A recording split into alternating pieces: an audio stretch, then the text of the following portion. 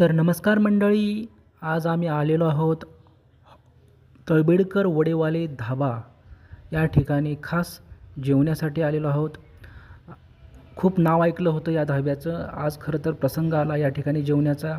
खरं तर आम्ही गेलो होतो सडा वाघापूर या ठिकाणी फिरण्यासाठी आणि खूप पावसामध्ये भिजल्यामुळे खरं तर आम्हाला गरज होती गरम आणि खमखमीत असं काहीतरी नॉनव्हेज खाण्याची आणि ते आम्हाला मिळालं.